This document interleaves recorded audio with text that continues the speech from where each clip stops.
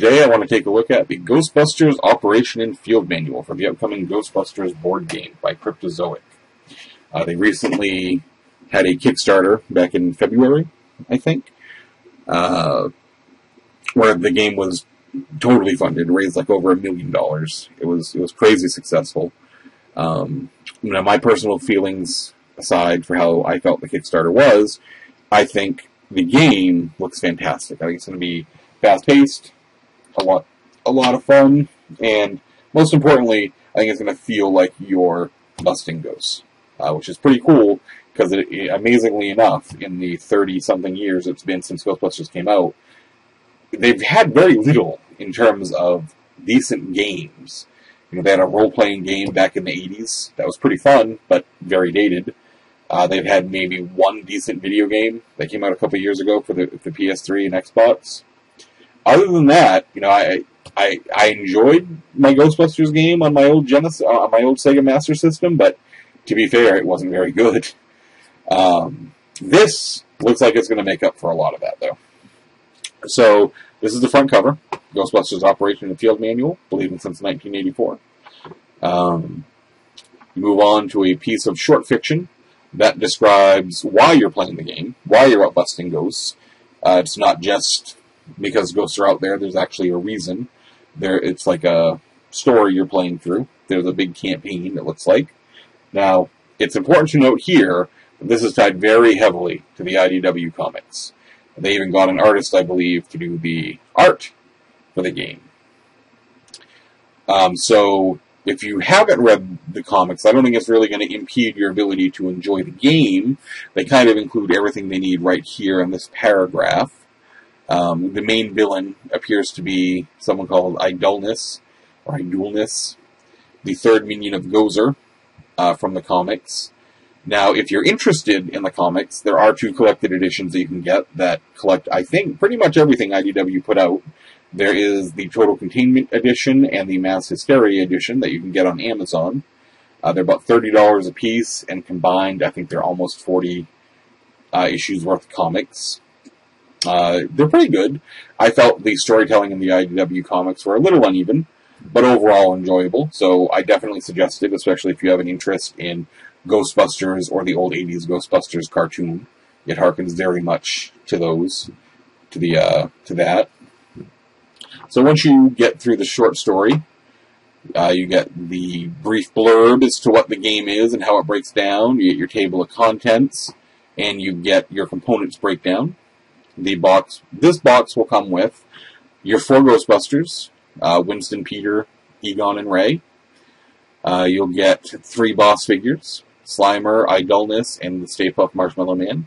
You get 20 Galloping Ghouls, 12 Gruesome Twosomes, and 8 Boogaloo Manifestations. You get 1 Ecto-1 figurine and 1 Ecto-1 tile. The Ecto-1 figure actually goes on the board and will be how you move around on the board using the Ecto-1. And while your character is riding around an Ecto-1, he will be placed on the Ecto-1 tile, which is set to the side of the board. My only gripe with the Ecto-1 tile is I wish it was cross-sectioned here so you could see the seats. So you could actually place your character in the seat. Just a minor little quibble of mine. You get a D8 for random ghost movement. You get an event die. And you get 4 6-sided proton dice, which look like just red and white 6-sided dice with a Ghostbuster symbol in the number 6 spot. You get 10 double-sided board game tiles, 1 Spirit World tile, 1 PKE meter. You get 20 or so proton streams, 16 or so slime tokens, and 5 gate tokens. You get 4 Ghostbuster cards, 1 for each of your Ghostbusters, 5 XP tokens, 6 Ghost cards, and 15 scenario cards, and obviously the rulebook. So the game breaks down into, you play a number of scenarios. I think we said it comes with 15. A scenario is a one-off adventure where you're off doing whatever the scenario requires you to do. A campaign is a series of linked scenarios. And the cool thing is your Ghostbusters experience carries over from scenarios in a campaign. The gates seem to be the crux of the game. They represent places where ghosts are pouring through into the world. Looks like most scenarios are going to require you trying to close these gates. The Spirit World board is set off to the side of the board, your main board, and it is where ghosts that are not on the main board sit. And when they're drawn in, they're pulled from this board. And it looks like the biggest way to lose in most scenarios is if you ever need to draw a ghost from the Spirit World, and there are none on this board, you lose the scenario. The PKE meter is used for random ghost movement. You just keep it to the side of the board. If you ever need to move a ghost randomly, you pretend he's on the little Ghostbuster symbol, roll the D8, and move him in the direction it points. We've already discussed the Ecto 1 tile. And you can decide who goes first. After you decide who goes first, it does not change for that scenario. Your Ghostbusters, after selecting your character, you're going to take their corresponding figure, character card, 5 proton stream tokens, the XP tracking tab, and 1 6-sided proton die. And then it looks like your board has a little experience track here. So you start at level 1, then you hit level 2 at 5 experience, level 3 at 11 experience, and level 4 at 19 experience, and finally level 5 at 30 experience. And it looks like the way to get experience, you can get experience in one of 2 ways. By trapping ghosts. When a ghost is trapped, you gain 1 experience point for each proton stream token you had on it. And from what I've read in the book here, most characters are going to have a level 1 ability that allows them to gain XP. So like Peter here, his level 1 ability is when a ghost slimes you on your turn, gain 1 experience point. So Peter will gain 1 experience point whenever he's slimed on his turn, or whenever he traps a ghost. He gets 1 experience for each proton stream he had on that ghost. And speaking of ghosts, their ghost cards break down like this. You have their name, you have their class, you have their to-hit number, which is what you need to roll on your proton die or higher to place a proton stream on them. To trap, that's the number of streams you need to trap them. So this ghost here, the Gruesome Twosome, you need a 4+ on your proton roll to put a stream on them, and it takes 2 proton streams to trap them. Then they have their abilities. When you hit them with a proton stream, they take this action. When you trap them, this action is done.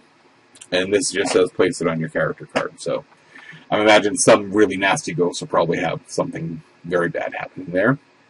If you try to shoot them and you miss, this action happens. And then there is a section for special rules. Like when 2 of these ghosts are in the same... When 2 Gruesome Twosomes share the same space, they transform into this ghost. This section describes ghost movement. The most important thing is that ghosts are not impeded by terrain, Ghostbusters, other ghosts, or gates. And when they move diagonally until they can trace a straight line to the Ghostbuster. We've already discussed the random movement. If you ever have to move your ghosts randomly, then you act as if they're on the center tile, roll your die, and move them in that direction. Now, some ghosts actually move in segmented parts. So there'll be a part 1 to their movement and a part 2 to their movement. So you complete 1 full segment of movement before starting the next segment of movement. And that becomes important if your ghost lands on a Ghostbuster. If your ghost ever touches a Ghostbuster, they get slimed. So if your ghost moves, lands on a Ghostbuster, he gets a slime token.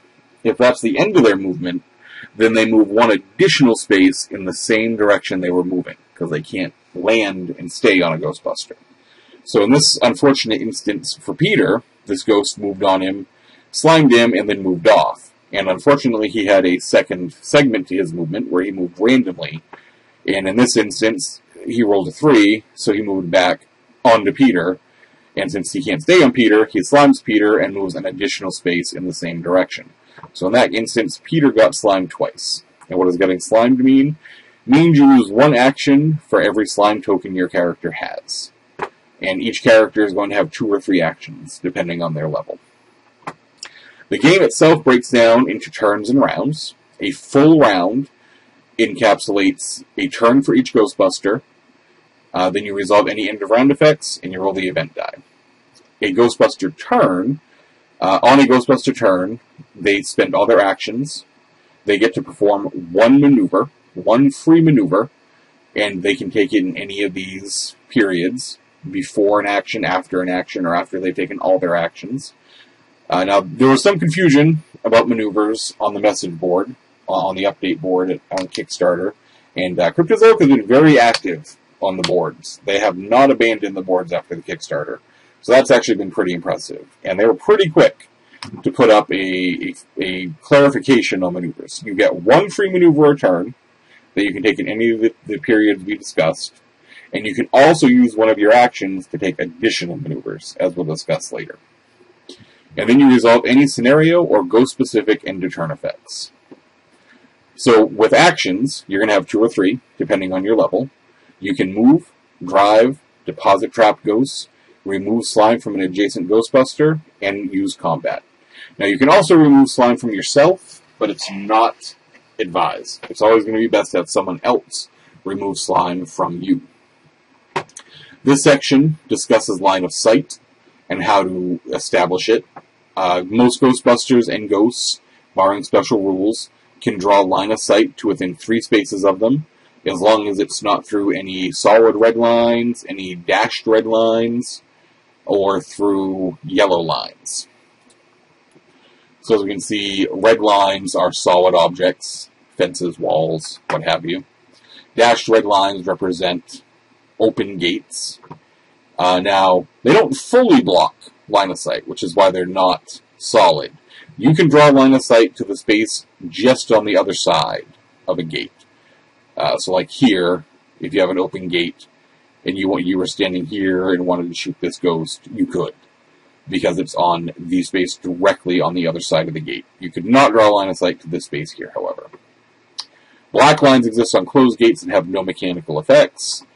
Orange lines represent things that you can't physically cross. Like this is a big slime puddle, slime spillage. So they're solid orange lines. You cannot move across them, but you can draw line of sight through them. Yellow lines are the opposite. They are things that block line of sight, but do not block movement, like gas clouds. So the move action allows you to move up to 2 spaces. You cannot move across red, dashed red, or orange lines. Diagonal movement passes through corners. If only one side of the space has a colored line, you may move diagonally across it. You cannot move into or through spaces containing ghosts or open gates. You may move through a Ghostbuster as long as you have sufficient movement to also move out of their space. You cannot move off the map, and you may move into the side of Ecto-1. If you do that and end your turn in Ecto-1, you are placed inside of Ecto-1. So they give some examples of movement here. Egon could move here and then here, because there's nothing, he's moving into a closed gate space and then into a slime cloud or something. Winston is in the unfortunate position of having a ghost here and a ghost here, which prevents moving up and prevents moving to his left. It also prevents diagonal movement, because these two combined completely block off that diagonal movement. He cannot move diagonal to his left, lower left, because of an open gate. The only place he can move is directly down, because everything to his right is off the board. You can also take a drive action. Drive action works a lot like a move action, except the Ecto-1 is a lot faster than your character. If you are in the Ecto-1 and you take a drive action, you can move 6 spaces. Now, the important thing is, you can start that movement from either side of the Ecto-1. So like here, they start in the backspace. Move up 5, and then over 1. Then they place the front part of the Ecto-1 here, and the back portion of the Ecto-1 in the space from which they trace their movement through. The important thing with Ecto-1 is they follow the movement guidelines for figures in terms of what they can and cannot pass through. They also cannot move diagonally. You can only move up and down, left and right. You cannot drive off the map either. There's the deposit ghost action, which, if you're like me, you misunderstood what that was. I thought you would be depositing ghosts into the containment system, but it's not. you're actually releasing the ghost back into the spirit world. Which mechanically works out really well because you don't ever want to not have ghosts on that spirit world board. So if you are standing next to the Ecto-1, you can deposit the ghosts into their device that sends it back into the spirit world. And it says here, this action allows the Ghostbuster inside or within line of sight and adjacency to the Ecto-1 to send any number of trapped ghosts on their character card back to the spirit world. The Ecto-1 contains a dimensionometer, which allows trapped ghosts to be deposited. Deposited ghosts are placed into the spirit world, and you may deposit any number of trapped ghosts you are carrying into the Ecto-1. A Ghostbuster must be inside or have line of sight and adjacency in one of the 10 surrounding spaces of the Ecto-1 to perform this action.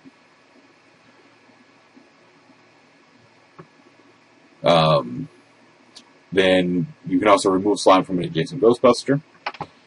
This action removes one slime token from an adjacent Ghostbuster. You must also have line of sight to that Ghostbuster, and obviously be adjacent to them. Now that's more efficient because you can do that, and nothing else really happens. You just remove a slime token from them, and that's one of your actions.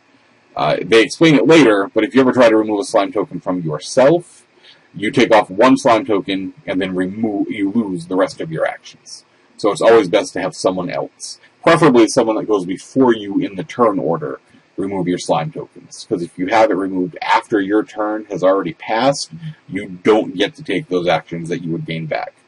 But if someone that goes before you in the turn order takes your slime tokens off, you will then have your full complement of whatever actions you have left available, depending on how many slime tokens you have on you. This section describes combat, which is pretty simple.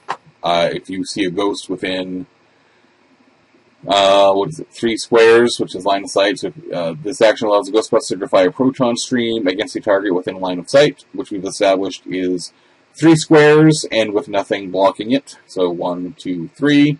You roll your proton die, and if you get equal to or greater than the ghost to hit number, you place a proton stream on them. You can have up to 5 proton streams on a ghost or a gate. Attacking a gate works just like a ghost.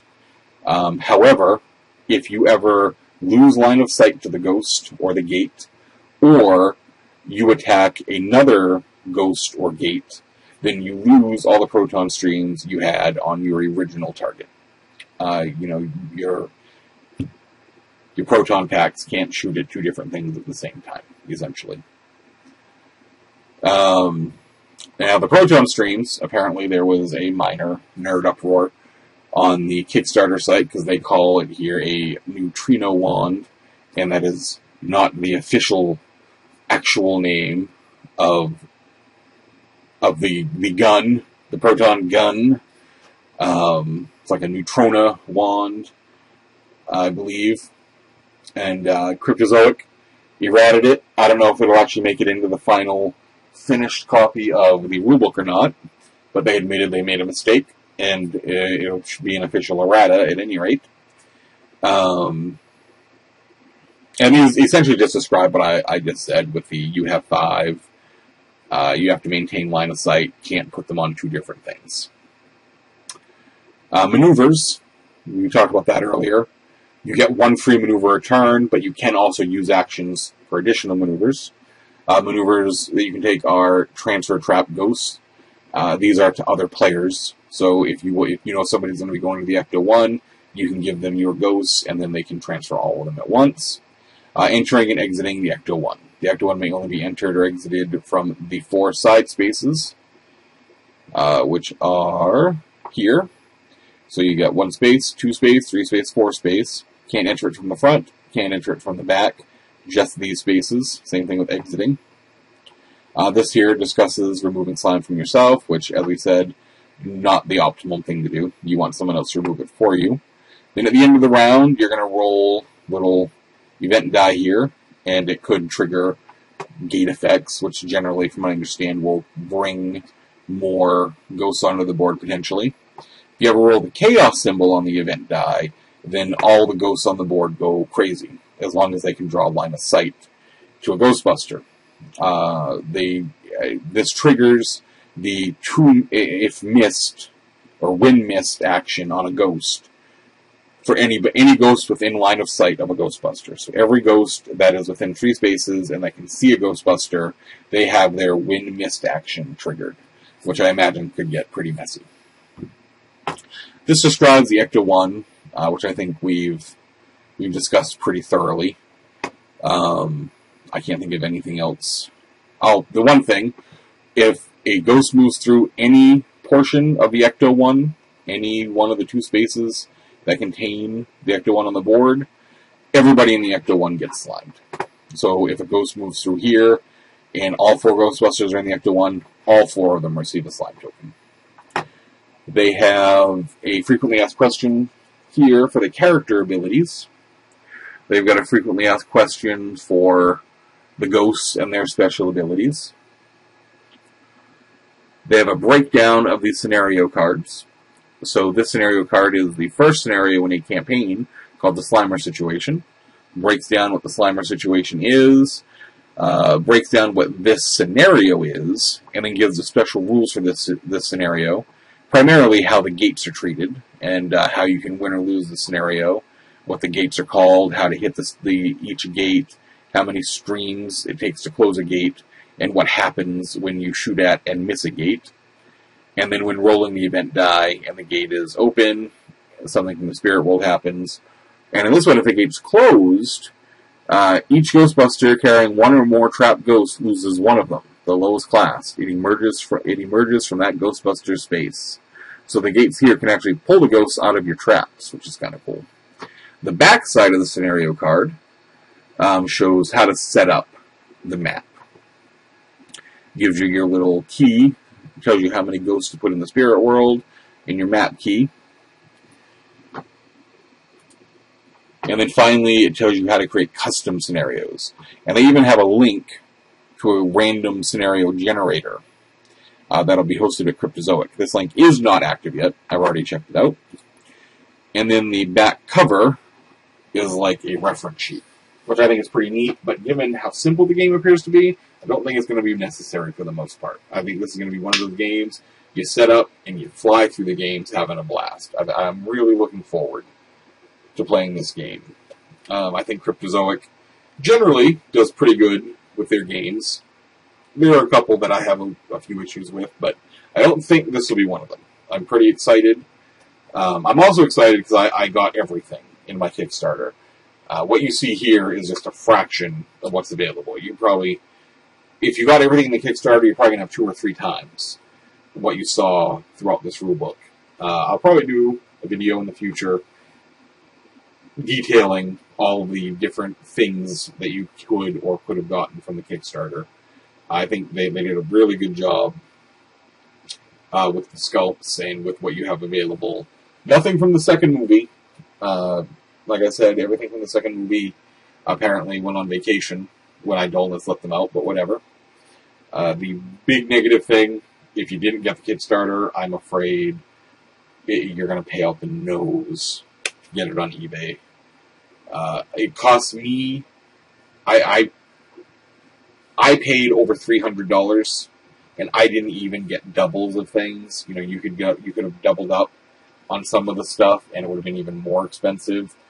So, a full set of this stuff on eBay I wouldn't be shocked to see it spike at $1,000 in October when it first comes out. And even after that, it'll probably settle in the $500 range, I would assume. So it's not going to be cheap to get everything. And even then, even without everything, I think it's going to be hard to find this game. I could be wrong. I hope I'm wrong. Because I think this game is going to be fantastic, and I'd like to see it everywhere. But there you have it. That was the rulebooks, and look for more videos coming in the future.